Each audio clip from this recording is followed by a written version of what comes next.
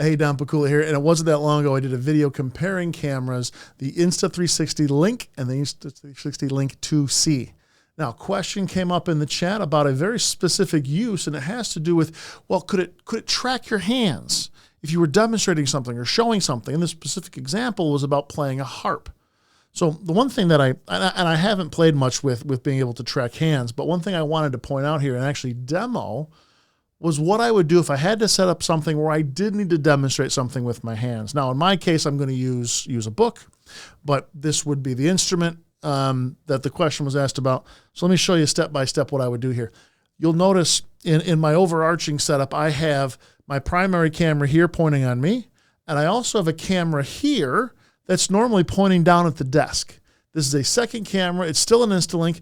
Instead of pointing at the desk, I have it set up to point at me about right here where I would normally be demonstrating in case of the harp. I'm the terrible version of me playing a harp, but you'll get the idea of why a second camera here may be very, very powerful, right? So this would be me demonstrating it just head on. But if I want to bring in that second camera, I could, this is me holding the book. I'm trying to show it. It's kind of a zoomed out version.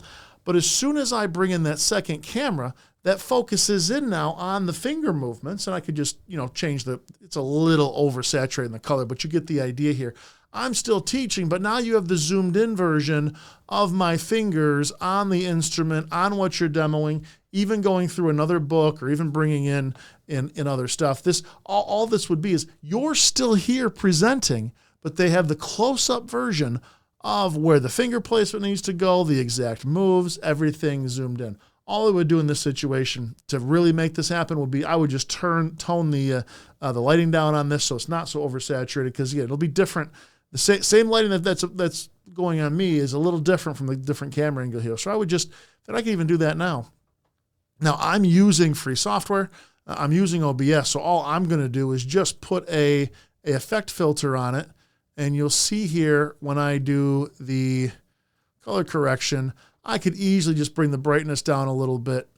I could bring the saturation down a little bit, the contrast up. I would just play with it until I got it about where I wanted it, and I'd be set to go. So now, I could just dial this in. Now when you see me make the moves and point out exactly the finger placement, where everything goes, it's all set. I wanted to make this video so you could see how it works. I'll tag you in it, but hopefully everyone else benefits from this as well. Take care.